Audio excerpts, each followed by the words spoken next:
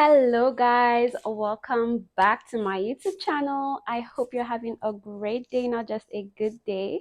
And don't forget to like and subscribe. So today's mystery case is actually a very popular gruesome case that just leaves me in shock. We're going to be talking about 26-year-old Jodi Arias, a very beautiful woman who had a lot of potential. She was loved by everyone in her neighborhood, workplace, friends, family. Everyone loved her. When she was younger, she was even that kid that when your parents know you're going out with, they just let you. So Jodi Arias was working for a particular company that sent her to Las Vegas for a convention. So during that convention, she met Travis Alexander. Travis Alexander came up to meet her. He charmed her. He was flirting with her. And everybody around was like, these two fit because they immediately clicked. And the friends of Travis and family were also at the convention. So they were like, oh my gosh, Travis is actually flirting and talking with a woman because he hardly ever does that. So that meant that like Travis was really digging this chick. Jodi was excited and whatnot. After that particular convention, Travis invited Jodi to be his plus one for the convention dinner for his own company. Not long after, they started dating and they introduced each other to both their parents, and everything was going pretty fine.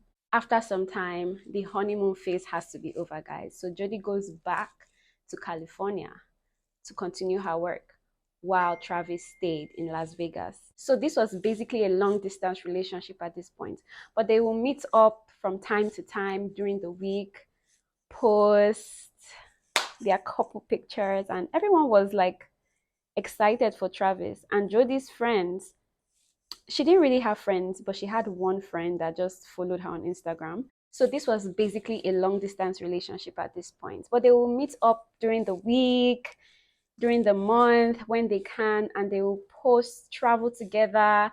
It was so cute. Like everyone was so happy for Travis. Some months along the line, Travis's friends started noticing that Jodi was becoming obsessed with Travis. And when they told Travis this, Travis was like, she's my girlfriend. Isn't she supposed to be obsessed with me? And the friends were like, I understand what you mean, Travis, and we don't mean to hurt you or try to take away your happiness. But the kind of obsession that we're talking about here is not the normal kind. She is too clingy. She acts like she cannot breathe without you. And she kind of gets very violent when you don't give her what she wants, or you don't give her attention at that particular time. And one of the friends at that particular moment said, I bet she's beside the door right now trying to eavesdrop on what we are saying. And Travis was like, okay, let me prove you wrong. Travis goes near the door. He tells his friends to hush. He opens the door and Jodi just falls right in. And they're like, of course she falls right in. So according to Travis's friend, she always does it. She's always is dropping on what Travis is saying. She's always so angry whenever Travis is talking to another female, be it his family member, be it his friends. But she was kind of cool with the male friends, but not too cool. Travis takes a week to notice all this and sees that what his friends are actually saying is very true, because Jodi basically acted like she had no life except Travis. So Travis saw this as very toxic and decided to break up with Jodi that particular week.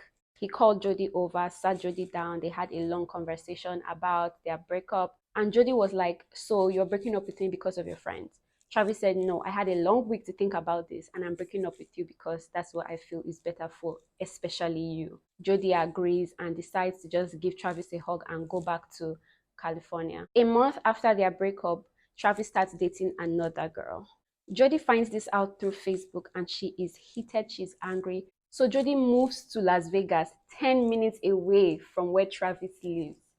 Jodi starts taking long walks across Travis's streets just to take a peek to see what he's doing through the day. Sometimes he's at work, sometimes he's not at work. So she kind of studies his routine and knows when his girlfriend comes over, when his girlfriend doesn't come over. So this becomes too much for Jodi to hold in, because she's just seeing the love of her life walking around, living his life without her.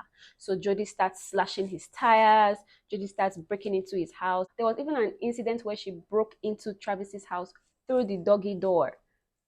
Why would you do that? Jodi did not just stop there. She also started threatening Travis's new girlfriend. slashing her tires, throwing stones on her glass windows and whatnot. At first, Travis's girlfriend did not know who this could be, but eventually when she explained to Travis that this particular thing has been happening lately, Travis explains to her what could possibly be, which is Jodi, his ex-girlfriend, terrorizing her, so that she leaves Travis alone. Jodi starts getting bolder. She starts coming straight up to Travis's house when he knows that he's with his girlfriend. He comes in, he gets angry, he's furious. What are you doing here? Get out of here. I told you that we've broken up. I do not want anything to do with you anymore. Jodi starts getting heated about the fact that Travis just basically kicked her out of his house, and she goes to her house on that same street as Travis and just decides to cry her eyes out. When Travis's new girlfriend had gone back home, Travis called Jodi to his house to have a conversation with her on how all this her stalking and whatever toxic thing she's doing right now needs to stop. Jodi agrees. They have a heartfelt conversation with each other for almost an hour, and then Jodi decides the next day to go back to California.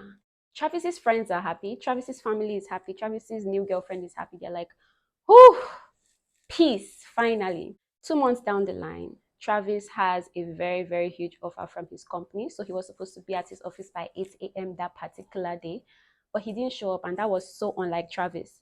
So the company calls his friends or one of his colleagues to ask where Travis is. They said that they have not seen Travis, but they know that he went out the night before, but he hasn't called them. He's probably just sleeping. That Travis usually oversleeps when he has a night out. So the company just shrugs it off and expect him to come probably in the afternoon to apologize for being late or whatever.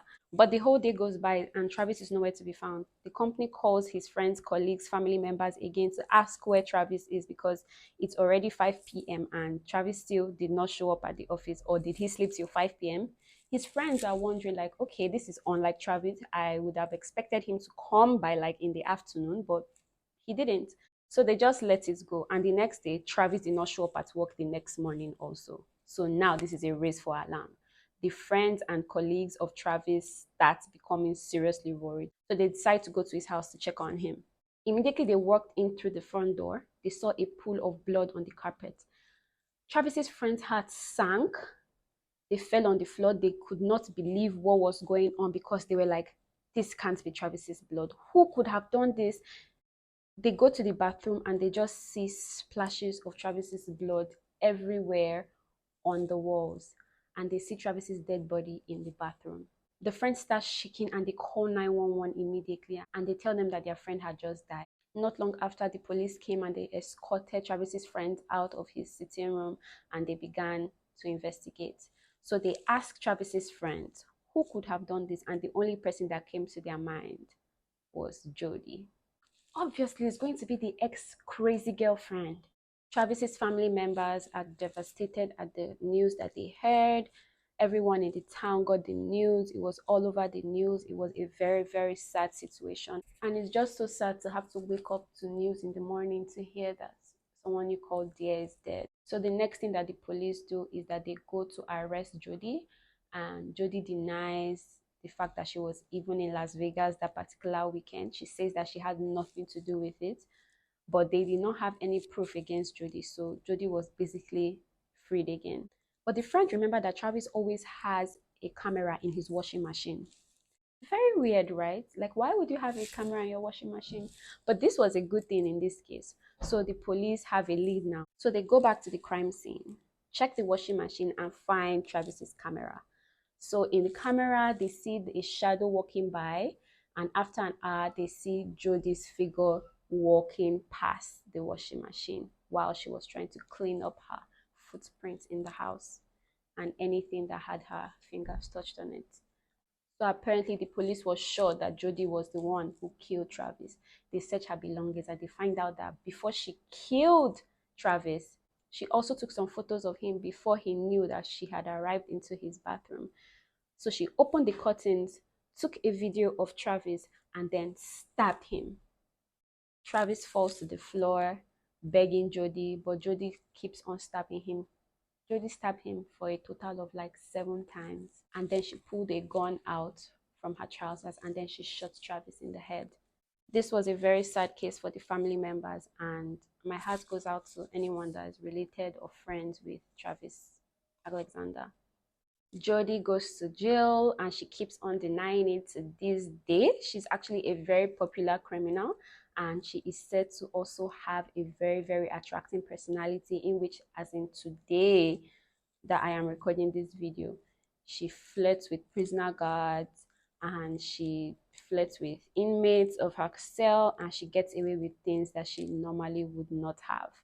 During the trial of Travis Alexander, before they start recording, Jodi does her makeup. She acts like she's innocent. She says she's innocent. She denies any allegations that had to do with her killing Travis, and she just acts like a normal human being.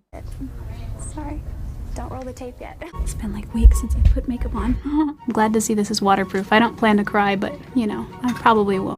I don't know if it's a plot or if it's she actually believes she didn't do anything, or if she knows she's lying, because when you listen to her, she sounds like such a sweet, innocent woman, but we all know she's not.